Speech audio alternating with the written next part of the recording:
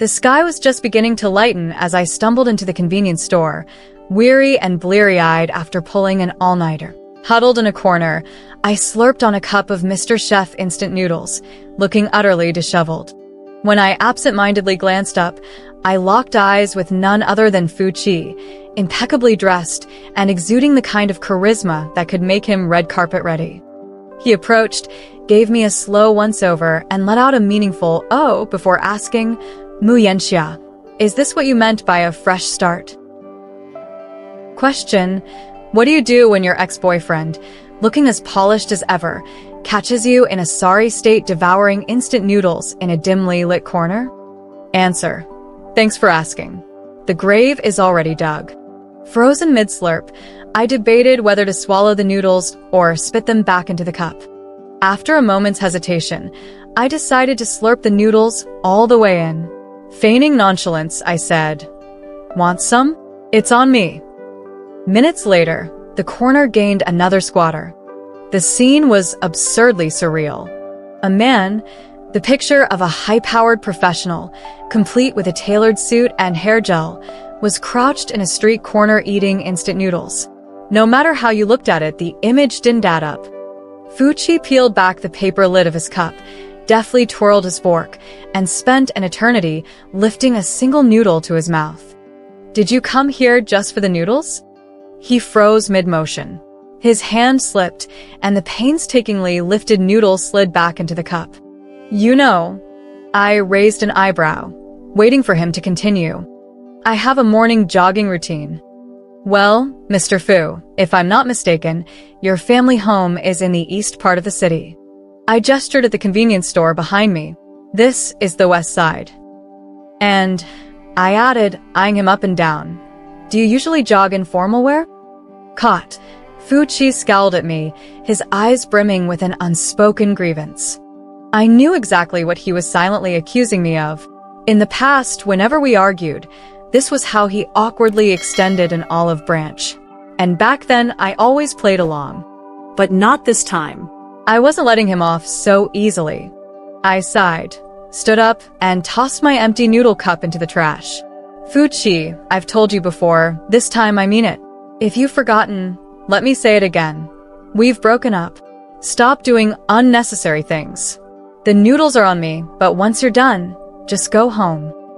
He stood abruptly, furiously tossing his untouched noodles into the trash. His expression was a strange mix of a smirk and a sneer as he spat out, "So full of yourself." At that moment, he looked exactly like a spoiled child throwing a tantrum when he didn't get his way. Angry, petulant, self-centered. Classic Fu Chi. Our encounter ended on a sour note. Back in my tiny rented apartment, I took off my glasses and rubbed my dry, stinging eyes. My gaze wandered past the couch to the giant Pikachu plushie sitting on the windowsill. Where do I even begin to explain my history with Fu Chi? It's the kind of story that, if written into a novel, readers would dismiss as overly melodramatic and cliché. When I was 6, my parents divorced due to irreconcilable differences. My father, disappointed I was just a girl, didn't want custody. I ended up with my mom. Before the divorce, my mom had been a full-time homemaker with no income of her own, relying on the meager allowance my dad occasionally gave her. Afterward, even that dried up. How to survive became the biggest challenge we faced. By sheer luck, my mom found work as a housekeeper for the Fu family. The pay was generous, but she insisted on taking only half, with one condition: she had to bring me along. The Fu family agreed. To be honest, although I detested my grandmother's sharp tongue, she wasn't wrong when she called me a burden. Without me, my mom could have lived much more comfortably. Still, thanks to her job at the Fu household, our lives slowly stabilized. My mom re-enrolled me in school, paid for extracurricular classes, and spent almost all her earnings on me, saving only a small portion for emergencies. In her love, I was the happiest child in the world. Everything seemed to be improving. Life's gears were turning smoothly until they came to a grinding halt when I turned 14. My mom had an affair with Fu Chi's father. A hotel fire broke out, and they both perished in the flames. When the police notified me and took me to the scene, all I saw were two charred bodies. Pointing at one of them, the officer told me, "That's your mother." Meanwhile, Fuchi's mother clung to him, wailing uncontrollably. I don't know if she was mourning her husband's betrayal, her lover's death, or both. I should have cried too, but for some reason, my eyes stayed dry. My throat felt locked, my limbs heavy and unresponsive. I struggled to move, and when I finally did, my body gave out, and I collapsed backward. The last thing I saw before losing consciousness was Fuchi's bloodshot eyes, filled with hatred. I lied. When I was 6, the happiest child in the world wasn't me, it was Fuchi. Even as a child, I knew I wasn't someone people liked. Before I turned 6, I had never celebrated a birthday. My dad would say, "Why bother throwing a party for a girl? It's a waste of money." During Chinese New Year, my cousins would secretly receive red envelopes from my grandfather. I got nothing. My grandmother's gaze would pass over me without a pause, as if Mu Yanxia wasn't even sitting there, as if I were invisible. Fuchi, on the other hand, lived in a world I couldn't even reach by standing on tiptoes atop 10 stacked bricks. On August 5th, 2003, my mom moved us into the servant quarters behind the Fu family villa, lugging heavy bags in both hands. Why do I remember the date so clearly? Because that was Fuchi's 6th birthday. It was a perfect coincidence. After settling me into our small room, my mom gave me strict instructions not to wander around before rushing off to work. As night fell, I stood in the backyard, staring curiously at an old swing hanging from a tree. Unable to resist, I reached out to touch it. Suddenly, the lights in front of me blazed on. I turned toward the source of the light and saw, through a massive floor-to-ceiling window, a towering 6-tiered birthday cake on a table. A small boy, surrounded by a crowd, was lifted onto a chair and crowned with a pointed party hat. Everyone gazed at the child as though he were a rare and priceless treasure. They clapped their hands, their mouths opening and closing rhythmically. I couldn't help inching closer, trying to catch what they were saying. But the soundproof glass of the Fu family villa was so effective that no matter how lively it was inside, not a whisper escaped. Abandoning my eavesdropping attempt, I shifted my attention back to the boy standing proudly on the chair. He had fair skin and rosy cheeks. Dressed in a tiny suit complete with a necktie, he stood with a haughty tilt of his chin, basking in the adoration of the crowd. I stood outside the window, enjoying this silent commotion. That day, before I even understood what love was, I instinctively learned what it meant to feel inferior. I later learned that the boy's name was Fuchi. He was the only child of the owners of the villa. Fuchi was my complete opposite. His parents were happily married, his family wealthy. He alone enjoyed the undivided love of his mom, dad, grandparents, and even great-grandparents. He was, in every sense, a little prince raised in love. Once, while I was watering the garden, I saw Fuchi's grandmother coaxing him to eat. Honestly, the scene was so saccharine it hurt my teeth. What's so impressive about eating a dumpling? Why does that deserve praise? But when it came to Fuchi, even that was a remarkable achievement. "I think you're amazing," his grandmother said. "You ate a whole bowl of dumplings. Was it because you saw how hard everyone worked to make them and wanted to honor their effort?" Fuchi puffed out his chest and declared confidently, "Of course." He turned and spotted me, waving enthusiastically. "Mu Yanxia, I'm inviting you to eat dumplings. There are a lot, but you have to cherish everyone's hard work like I did, okay?" I was speechless, but nodded dutifully. Before my mom's affair with Fuchi's father came to light, my relationship with Fuchi wasn't bad. Though spoiled and willful, Fuchi lacked truly close friends despite being surrounded by people. As the maid's daughter, I seemed to have naturally developed a knack for fawning over him, accommodating his whims. This included, but wasn't limited to, praising his awful drawings with heartfelt admiration, exaggerating his talent to absurd levels, suggesting that the next Da Vinci might very well come from China. He believed every word, puffing up with pride. Trying to suppress a grin, he pretended to act nonchalant. Oh, that? Just something I drew casually. If you like it that much, I'll give it to you. Delighted, I accepted the drawing, promising to hang it above my bed. Satisfied, he strutted away with his head held high. Though my praise was over the top, I really did hang that drawing above my bed. Because it was the first gift I had ever received from someone my age, a doodle on a piece of paper. So, when the hotel fire happened, I didn't just lose my mom. I lost the only friend I'd ever had. After my mom passed away, before I even had time to grieve, I was packed up and sent back to live with my dad. My grandmother frowned deeply, her voice sharp and venomous.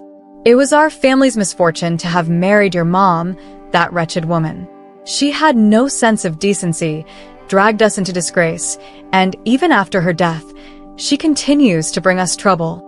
Then she glanced sideways at me and snorted, "Useless girl." I lowered my head in silence, clutching my luggage tightly. I wasn't welcome at home, and school was no better. It was pure torment. Fuchi blamed my mom for everything and took it out on me. At school, he made my life miserable in every way he could. The Fu family was rich, and even though his dad was gone, he still had his mom, and their wealth remained untouched. His position as a spoiled young master hadn't wavered in the slightest.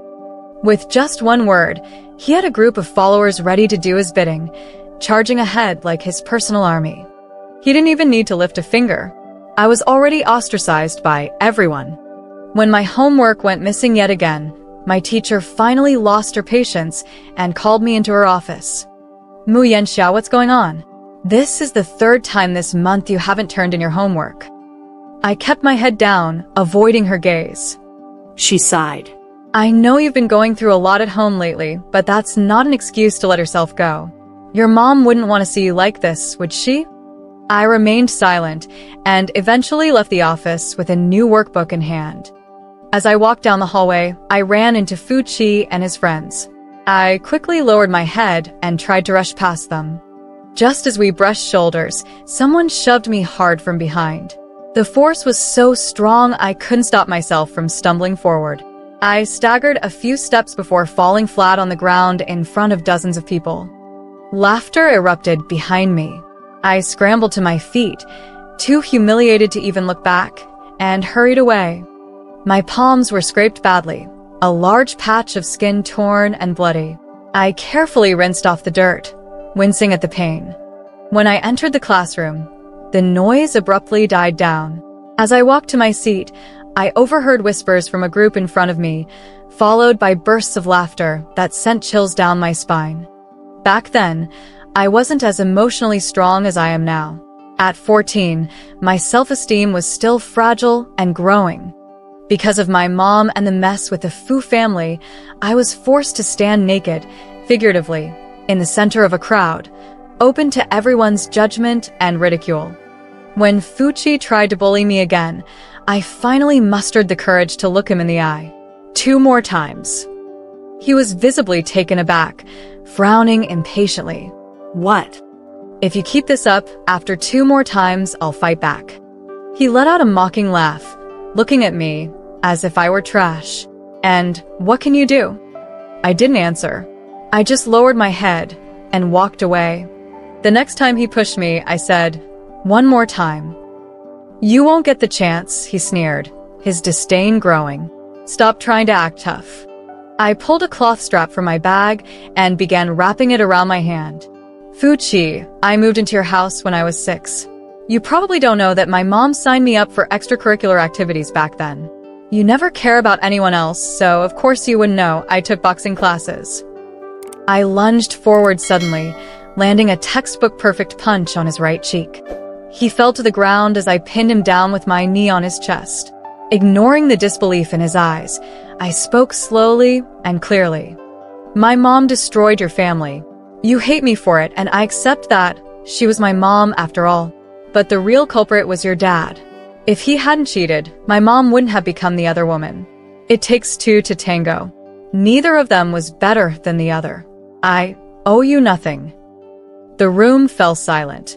Everyone stared at the dramatic scene before them, too stunned to react. No one had expected me, the quiet and invisible girl, to suddenly retaliate like that. After that day, no one at school dared to bully me again. One Sunday, I visited my mom's grave. Her favorite photo, taken before she got married, was etched into the cold tombstone. "I'm doing great now, so don't worry about me. My classmates are great too. No one dares to mess with me. I'm so good at boxing. I've been really busy, which is why I haven't visited. How are you doing over there?" I rambled on for a long time before finally standing up and touching her photo. "In your next life, make sure you're smarter. Don't let a scumbag like my dad fool you again." I stopped my fingers that had been flying across the keyboard and picked up the phone nearby. Half an hour ago, someone who had angrily accused me of being presumptuous sent me a message, also presumptuous. "The roses you planted have bloomed. Wanna come see them?" That's just how it is with kids who grow up wrapped in love. They always have this inexplicable confidence, a belief that they will forever be accepted, forgiven, embraced, never abandoned. My reunion with Fuchi began with an accident. After graduating from high school, I moved out of my dad's house and started working multiple part-time jobs to cover my university expenses. One sweltering summer day, I fainted from heat stroke while handing out flyers. When I woke up, I was in a hospital bed, and the person sitting beside it caught me completely off guard. I stared at him and hesitated before saying his name. Fuchi. We hadn't seen each other in 3 years since middle school, as we went to different high schools.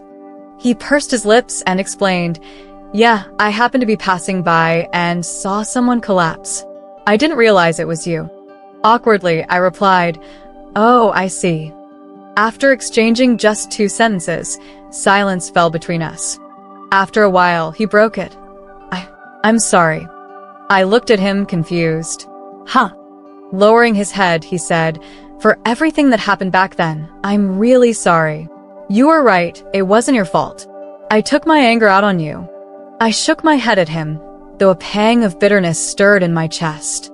I had waited so long for Fuchi's overdue apology, but the proud, arrogant boy who used to gift me his doodles was gone.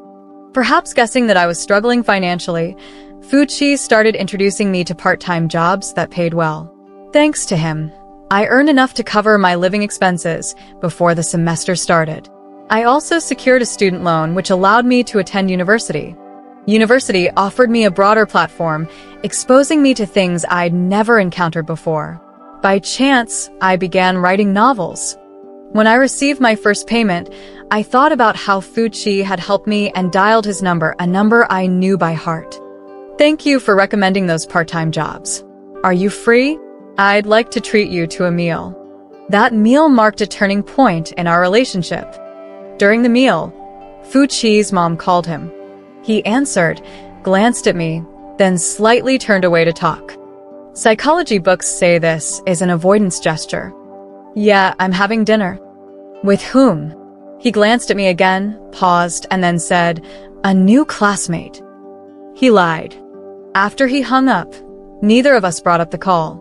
It wasn't a memory either of us wanted to revisit or glorify. Honestly, if I'd been more rational, I would have kept my distance from Fuchi. After all, from the very first time we met, I had known we were from different worlds. I shouldn't have sent that message. I shouldn't have let our lives intertwine again. But I missed that arrogant boy who used to give me his doodles so much. In my 3rd month at university, I participated in a club outing for a barbecue in the suburbs. It's strange. My heart has always been sensitive and insecure, but in front of others, everyone assumes I'm naturally cheerful. The truth is, I'm a pessimist. Even when I feel happiness, it's always slightly less than what I show on the outside. You like Fuchi, don't you? I was lost in thought, staring at the lake, when a crisp female voice suddenly startled me. It was Lin Cece, a friend from my club, studying in the foreign languages department. I looked up at her in shock and was about to deny it when she saw right through me. She slapped my shoulder triumphantly. "Don't bother pretending." Smirking, she said, "I've already noticed. In just 10 minutes, you've glanced at him no less than 10 times. Leaning in, she whispered, "Don't worry. I won't tell anyone. You two look great together." I chuckled without refuting her. She only thought we matched because she didn't know our history. The lake reflected a small, delicate face, natural and unadorned. I was beautiful. I knew that. I'd inherited my looks from my mother, whose beauty had drawn my father, a sweet-talking scoundrel, and later lured Fuchi's father into her bed. Beauty brought my mother disaster, and I refused to follow in her footsteps. I needed to stay away from Fuchi. But within 24 hours, I slapped myself in the face. After the event, we boarded a rented bus to return to the city. Lin Cece pulled me to the back of the line. By the time we got on, only 2 seats were left. She quickly claimed the front passenger seat and pointed to the empty spot beside Fuchi. "Xia, I get carsick and need to sit in the front. You'll just have to sit there." Instinctively, I glanced at Fuchi. Seeing no objection, I nodded. "All right." As soon as I sat down, Fuchi leaned over with a displeased look. "What's wrong? Sitting next to me. Is it such a burden?" I hurried to deny it. "Not at all. It's an honor to sit next to you. Modern day Da Vinci." "Mu Yanxia, you're done for." I smirked, resting my cheek against the window. Suddenly, the bus lurched violently. Startled, I widened my eyes, realizing what was happening as the screams around me confirmed it. Without hesitation, I lunged at Fuchi, shielding him under me as his shocked eyes met mine. Pain tore through me, and everything went black. When I woke up again, I was in a hospital. The faint smell of disinfectant lingered at the tip of my nose. As soon as I opened my eyes, Fuchi leaned closer, his brows tightly knit, speaking so quickly I could barely catch his words. "How are you feeling?" I opened my mouth, summoning all my strength to croak a single word: water. Gradually, I pieced together what had happened. The bus had accidentally fallen about 3 meters down an embankment while turning. Miraculously, everyone on board escaped unscathed, except me, who ended up with a fractured leg. If I hadn't insisted on playing the hero and shielding Fuchi, the casualty count would have been 0. I looked at him calmly and said, "You asked how I was feeling earlier, right? Well, I can tell you now, I feel like dying." He rolled his eyes at me. "Cooperate with the doctors properly."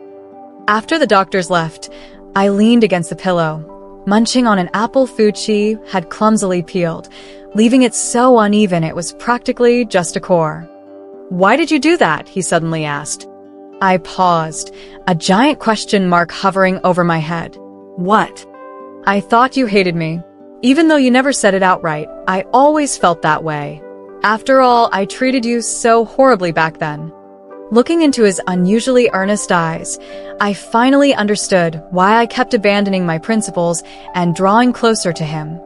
Because beneath the arrogant facade of the bratty king was a heart that had been carefully protected and preserved. I blinked, deliberated for a moment, and then answered.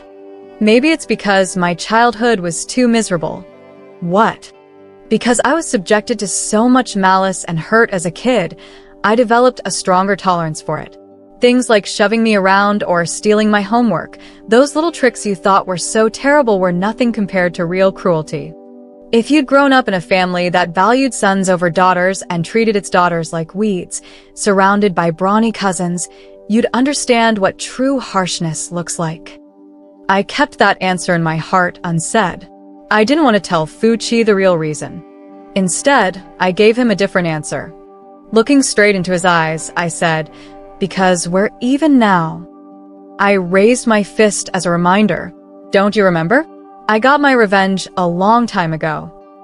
He stared at my fist for a moment, and then we both burst out laughing.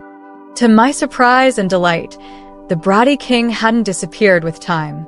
He was just hiding, waiting for someone patient enough to peel back the layers.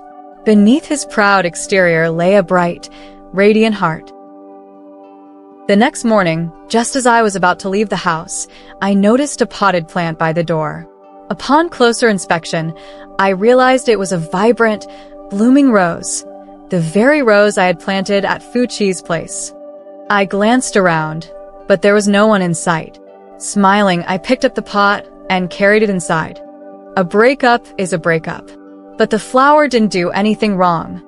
After graduating from university, I didn't look for a job and instead became a full-time novelist.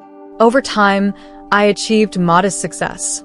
Fuchi and I started dating during the first semester of sophomore year. Now, 3 years post-graduation, his mother still doesn't know about us. This made me realize that true reconciliation between us hadn't yet happened. Because when it came to that incident years ago, the person most deeply hurt wasn't Fuchi. So when Fuchi brushed off yet another date as just a friend gathering to his mother, I decided to break up with him. I had learned my lesson from my mom's story. A marriage unapproved by the parents has no happy ending. Back then, despite her future mother-in-law's disapproval, my mom insisted on marrying my dad, seduced by his sweet words. After marriage, his true nature surfaced, leaving her trapped in misery. I couldn't blame Fuchi, though. Even if he had been resolute about dating or marrying me against his mother's wishes, I wouldn't have had the courage to face her. Imagine if I married Fuchi and we had a child, and then Fuchi cheated on me. If our child came to me one day and said they wanted to be with the daughter of his mistress, just the thought of it sent shivers down my spine. So when I suddenly received a message from Fuchi's mother asking to meet, my mind went blank, like a mudslide wiping out everything in its path. In a beautiful cafe, I was greeted by a staff member as soon as I stepped inside. "Hello, how many are in your party?" I clenched my sweaty palms, nervous about the meeting ahead. "Someone invited me here. Are they here yet? Are you Miss Xia?" "Yes. Miss Chi has already arrived. Please follow me." The moment I saw Fuchi's mother, my anxiety strangely dissipated. Since I was already here, there was no point in staying nervous. No matter how bad the outcome, it couldn't be worse than being splashed with coffee, just like in a TV drama. "Hello, Mrs. Fu." I greeted her first. She stood up, smiling warmly. "I'm no longer Mrs. Fu. My name is Chichio. You can call me Auntie." Her gentleness caught me off guard, and this unexpected reaction made me nervous again. After she finished speaking, I still couldn't quite believe it. That was it. She spent most of the conversation recounting Fuchi's childhood stories, not once mentioning our relationship. I began to wonder if she even remembered who I was. "Auntie Chi, do you not mind?" I finally couldn't hold back and brought it up myself. She met my gaze. At first, it was impossible not to mind. But I realized I couldn't shackle Fuchi and deny him happiness because of his father's mistakes. Actually, Fuchi doesn't know about this meeting today. I just wanted to tell you that if the two of you are truly certain about being together, I will never stand in your way.